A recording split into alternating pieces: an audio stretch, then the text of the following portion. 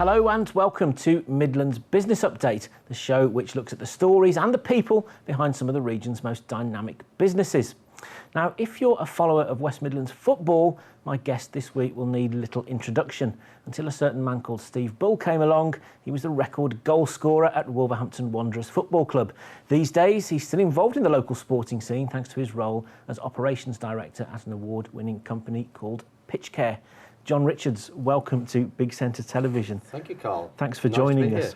Yeah. We'll get to the pitch care end, because it's quite strange, isn't it, the way you've come full circle. You started your life in the West Midlands on the grass. That's right, kicking it up, and now I'm looking after it. Absolutely. Yeah, it's quite a contrast, yeah. You know, you're not a West Midlands boy, born and bred, are you? So no. How did you end up coming down here in the I'm first actually place? from Warrington, originally, and it was just a case of, through the football, I was playing for Lancashire Grammar School boys team, and we were on a tournament down at Bognor Regis, and it was all the counties that were meeting up there and they selected the England Grammar School boys team, and there was a scout there from Wolves who was with the Staffordshire team, and he approached me and said, are you signed up with any club? And I wasn't at those days, which was quite unusual because I was 18, nearly 19, and he said, we'd like to come have a little run out at Wolves.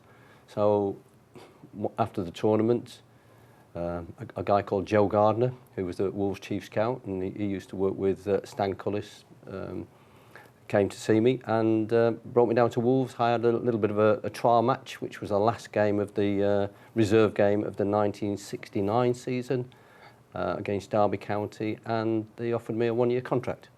So I came down, not really expecting, it was a great opportunity, but not really expecting it to go much further than the 1 year. And of course, almost unheard of these days in footballing circles. I mean, you essentially were a one-club man, really, through your career, weren't you, pretty much? That's right. I stayed at Wolves till 1983. I had a little spell with Derby County, which was very enjoyable because that was with Peter Taylor. And then I had finished my career off in Portugal. Played 2 years in Portugal on the island of Madeira. Fantastic time we had there. And that was it. I finished then in 1985. So then, working your way back from 1985 backwards, at some point, presumably, a professional footballer has to start thinking, right, I need to put a plan in place for life after football. What stage had you started thinking about, right, what shall I do next? Probably about 7 or 8 years before I finished. I was at the grammar school. My plan was to go to teacher training college to become a teacher, but obviously the Wolves opportunity came in. And as I'd only got 1 year's contract, I stayed on at Wolverhampton.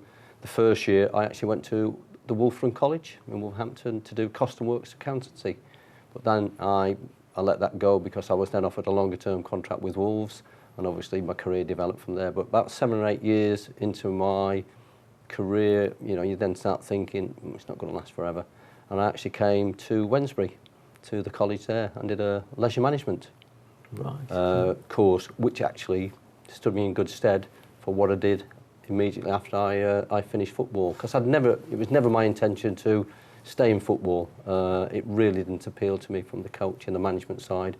I was always going to do something else outside of football. Why was that? Was there a particular reason why you didn't suit you? I don't know, Carl. I think it's something that either appeals to you or it doesn't. And there was a lot of players, a lot of good players who were natural coaches, and you could see them. There was a difference. I wasn't a natural coach. I was quite happy just to play, and then to look elsewhere for other opportunities. I was doing quite a lot of work actually with the Express and Star and the local radio, doing a little bit on there and doing a bit of writing for the Express and Star. I was quite interested in doing that and going into the journalism side, but. What actually happened, there was an opportunity at Wolverhampton Council, and I applied for a position there as sport and recreation manager in a newly formed leisure services department. So that was the sort of mid-1980s by then, was that? Yeah, that was 1986. It was actually January 1986, and it was, I fortunately got the position. It was a brand new position because it was just when they formed a leisure services department, and obviously it stood me in good stead, the fact I'd done the leisure management course as well. So it had obviously been something, that job was almost tailor-made. You'd been in the back of your mind probably from the time you went to Wednesbury then? That's right. Not exactly knowing what was involved, working for a local authority as well, and actually doing what people would class as a proper job as opposed to playing football. And it really was an eye-opener and I learnt so much there. I know people, tend to criticise local authorities, but they have to be very thorough. They have to make sure that things are done properly, and it taught me such a great deal working with some great managers, and learning how to actually prepare reports and think them through thoroughly. Because if you hadn't done your report thoroughly, it didn't get through. The councillors were very sharp to make sure that... well, you're completely accountable, aren't you, for everything very you do? much so, yeah, So, yeah. So what was your brief then with that job? Well, it was the new head of leisure services was a gentleman called Ralph Smith, lovely man. Still lives in Wolverhampton, not far from me, and fantastic manager. Not a heavy-handed, guided you and sort of led by example. My brief was really overseeing all the sports and recreation facilities in Wolverhampton, which included strange things at that time like swimming pools. I've got no experience of swimming pools. Obviously, the Aldersley Stadium, that was more akin to what I'd been used to with it on the football side. So it really gave me a wider sort of knowledge of sporting facilities and even community. There was a community sports team, which actually was a group that worked in all of the sort of disadvantaged areas of Wolverhampton, which set up sort of all sorts of sporting events to get the kids involved, to get the youths involved, and that was very successful. And again, it taught me a great deal because I was there for 6 years about working with the local community. Did your profile as a star, a celeb, a Wolverhampton Wanderers, big name, sort of help open doors or allow you to maybe do things that perhaps other people might not have been able to do with that job? Yes, it helped me. It helped me a great deal to start off with, but especially with the staff, the people, they were very helpful. They wanted me to succeed. But after a while, you really have to do the business. And it probably took me 12, 18 months before I actually felt comfortable and knowledgeable enough to be able to start managing the teams properly. But as I said previously, fantastic experience, and really I think set me up for what I'm doing now.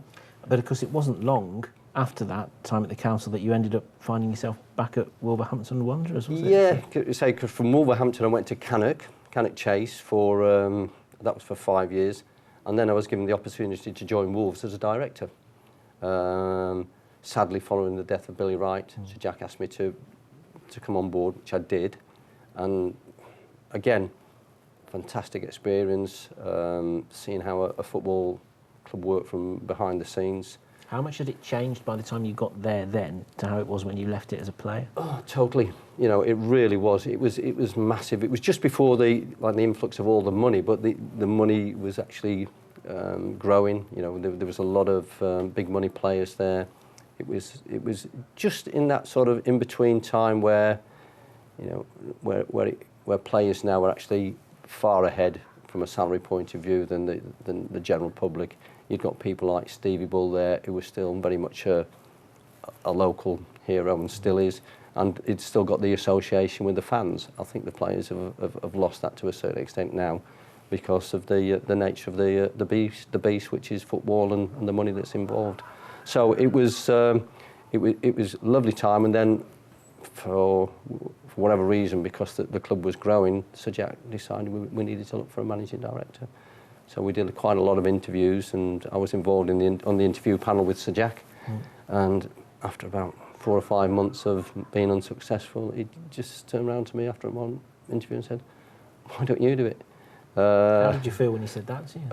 Very strange, because it was a big step and totally away from what I've been used to. But if someone like Sir Jack feels he's got the faith in you and the confidence in you to do the job, it was worth having a go. And did that job pan out to be what you thought it would be? No, totally different. Really strange from the way that it was operated. Some great people there, there's no doubt about it. But in the end, it's almost like it's operated the other way around. The players and the agents, were tending to call the shots. It wasn't really managed or operated from the top. It was actually, the players who actually ran the club, and to a certain extent their agents. So you're actually operating in a totally different environment, whereas normally it's from the top down. All right, you work as a team, but the instructions and the directions come, and then you got the involvement from the fans, the pressure from the fans, and then obviously Sir Jack himself, who owned the club, and he wanted his involvement as well. So you got a strange sort of pull from different directions, and it was a good experience from my point of view. I don't think it was the most enjoyable time of my life. But it set you up brilliantly for what you ended up going on to do in business in the future, which we'll talk a little bit more about that after the break. Okay. And find out what you're up to now. John Richards, thank you for that. Join us after the break for more chat.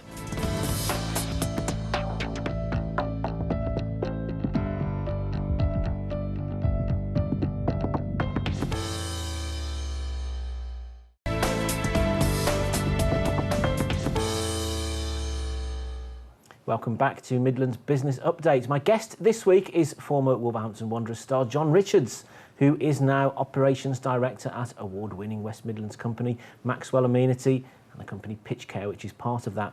John, we talked before the break about really what got you into business. Yes. and your career following football from the local authorities back to Wolverhampton Wanderers in a managing director's role, which I guess was quite strange and at a time where things were really changing. At what time were you thinking about your exit plan from that job into what you're doing now? There wasn't any thought. It was just, it happened. The circumstances at Wolves weren't working out. I left the club in 2000 and basically I hadn't got any plan. But I'd got a little bit of time to sort of think about what I wanted to do. I did a little bit of work with a local radio, a little bit of work with a local newspaper, the Express and Star, and it was then an opportunity that came up out of the blue through a contact at Wolverhampton Wanderers, Richard Skirrow, the club secretary, who put in touch with me the head groundsman, a guy called Dave Saltman. And obviously knew Dave because he was the head groundsman while I was there. And Dave was a young, top groundsman, one of the most highly regarded groundsmen in the country, and still is, and he was in his early 30s, but he'd got this driving ambition, he'd got this idea to set up a website for groundsmen, which then developed into greenkeepers as well. But initially it was just for groundsmen. He's got a lot of his groundsman pals from all the different sports around the country supporting him. He'd got a lot of backing. He'd got this idea and he wanted to go with it and give it a go. And he just said, would I come on board with him to help him with regards to starting the company, give him a little bit of support on the admin side, things like that, the finance, the legal side, and whilst he was doing what I would consider the key work, driving the business, getting it going. Had you got much of an idea at that point, sort of what shape the business would take then? It was going to be a website. It was always going to be a website, a news information resource, one which would help groundsmen improve their standing. Because groundsmen are always considered to be, they just cut grass. Well, they don't, and we'll come on to that. They do a lot more than that. This soil science is fantastic, and when you look at the services nowadays. But that's what Dave wanted to do. He really wanted to, and he was the first. He was a pioneer to actually create this sort of website for the industry, and it took 1 or 2 years to take off. There was Dave, myself, and a website developer based in Wolverhampton Science Park in a little office. And that was it. And really it was a case of trying to get the industry to embrace us, use modern technology, log on, use the internet. David, as I said, we've got all his contacts with groundsmen at all the top clubs, in all the different sports, and they were getting involved, and some of the big companies as well were supporting it. And it probably took 2 or 3 years before it got enough momentum to actually start generating national interest, where people were saying, what's all this about? There were companies coming on board, starting advertising. We were expanding the staff. We could now get sales staff, advertising staff, marketing. We set up a magazine, because it was a natural progression for us, because we were creating stories to go onto the website. And it just developed from there. Because it was essentially a company sharing best practice and sharing tips, advice, and ideas, right. isn't Yeah, it? It's for sports professionals, but it then became for domestics as well, who wanted to get the lawns and the grounds as best they can. But really, that's what it was. It was sharing best practice.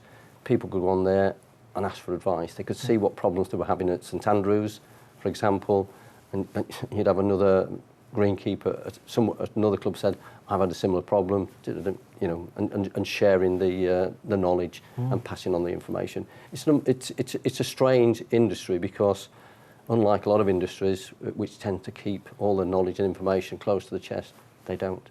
Yeah. The groundsman greenkeepers don't. They are helping each other all the time, and that's what is different about it. And it's just grown from there, Carl. And, you know. And you were presumably you set this business up almost at the time when the science of pitch care and greenkeeping and how to make the perfect playing surface was going through the roof as well, wasn't it? People were talking about it more anyway. So that's right, and you know, it was growth from a television point of view. Everything was high profile. You know, the Premier League was there. The pitches were under the microscope. The greenkeepers were. They saw the golf courses over in America, and people wanted to play on similar sort of things. So it actually was the right time, you know. But it showed that, and something that we've always considered, that the greenkeepers and the groundsmen in the UK are regarded as being the best in the world. You know, you look around nowadays, and there's a lot of our groundsmen and greenkeepers in other parts of the world at some of the top venues, and we do remarkably well, despite very difficult conditions, weather-wise in particular. We produce some of the best sports surfaces in the world. Isn't that possibly why we've got some of the best groundsmen? Because they have to overcome some of the most terrible challenges. Yeah, the challenge all the time. And, you know, what we've been trying to do all the time is to champion them, the work that they do, because they do get a lot of criticism, and people, sadly, without the knowledge, tend to be the first ones to criticise a pitch or a cricket square or something like that, as happened last week at one of the Ashes games when you know, they were quick to criticise, but it played really well, and it was a cracking result, wasn't it? Absolutely. So it's actually trying to get that over, you know, and getting the knowledge to the general public as well. So bringing us up to the present day, the company's now, the parent company's called Maxwell Amenity, and you're based just on the outskirts of Telford, aren't you? So what size business are you now then? I would call it medium size. We've got just getting up to 80 staff. So we actually merged with a company called Amenity Land Solutions in Telford, which is why we moved to Telford, and that was about 5 or 6 years ago, to give us a broader distribution network. We hadn't got, you know, we were selling products left, right and centre. You know, we got nowhere to store them. So at least at Telford now we've got warehouse staff, we've got a contracts team, we've got a landscaping section, we've got all the professionals that you need. We've got a team on the road of reps on the road in all parts of the country. So yeah, we've actually grown rapidly in the last 18 months from 60 staff to 80, so that's a 30% increase. And the last time we bumped into one another, you were winning an award for your support of Apprenticeship Scheme, so you're obviously committed to growing the business through that side. Very much so, and we decided that about 4 or 5 years ago, Carl, when we'd settled down after the merger, and it was a case of, well, we worked with a local training and development company, Matrix, and we got our first apprentice, Jack, in the warehouse, and since then we've had 11. And 7 of them have gone on to work full-time for us in all the different departments, accounts, sales, IT, and we've got another 4 apprentices going through their work now as we speak, and we'll be getting more. I've been very impressed with the standard of the young people. I was going to ask you that. How easy are you finding it to recruit the sorts of people that you want in this area? It's difficult where we are because we're semi-rural and we're not on a bus route, so the younger ones have it difficult to find us, but because of our reputation now with the way that we look after apprentices, you know, we're getting more coming to us, and as I said, you know, we will be taking on more and more apprentices as the years come. It's as simple as that. So give us an idea of some of the sort of high-profile projects that your company's involved in around here. Well, virtually all the top sports clubs, race courses, Ascot, Windsor, Sunningdale, Aston Villa, Wolves, of course, Shrewsbury Town. We're actually work with a local club. We've actually taken over the maintenance there, so we'll be running their maintenance for the next 2 years at Shrewsbury Town. Wimbledon, the Priory Club at Edgbaston, University of Birmingham. It's everybody who's got a sports pitch. It's as simple as that, or landscape grounds. So it's estates, local authorities, and it's enjoyable. Lovely people, lovely industry, and I'm delighted with the team that we got. And Dave's heading it up. You know, he loves his work. Dave, and he's driving it. He's out there at Shrewsbury Town as we speak, looking at making sure the pitch is going to be fantastic for the start of their season. And he's good. He's good, and it's a good business, and it's nice to see that we've got a lot of the same staff that we started with. Which is always a good sign of a happy workforce, isn't it? So yeah, and that's more than anything. It's like, if I've learned anything from sport, it's all about the team. It's not one individual within that team. What's next for John Richards then? John Richards is going to start winding down a little bit because John Richards has got four grandchildren, 2 in Australia, 2 in Yorkshire, and there's demands from them, and there's demands from me, to be fair, Carl, because I want to spend a little bit more time with them. I still want to keep involved. I've still got that sort of attitude. I enjoy what I do. I love the people that I work with, and I love the industry that I work in. Do you still go and watch the Wolves or local football much? No, not at all. I'd rather go and have a weekend with my grandchildren. The 6-year-old, he's getting into football, so it might come at some stage, Carl, that I might have to take him to a Wolves match. However, at the moment, he's a Bradford City supporter. Just make sure the pitch is all right then up at Bradford then. You can have a look at that and make sure. I'll have a look at it and see if we can get it right. John, thanks for joining us. It's been a pleasure. Much appreciated. That's all we've got time for, sadly, on Midlands Business Update this week. Remember, if you've got a story to tell, you can email us. It's business@bigcentre.tv. Otherwise, drop us a line through our Facebook page or on the website. Thanks for joining us. We'll see you again soon.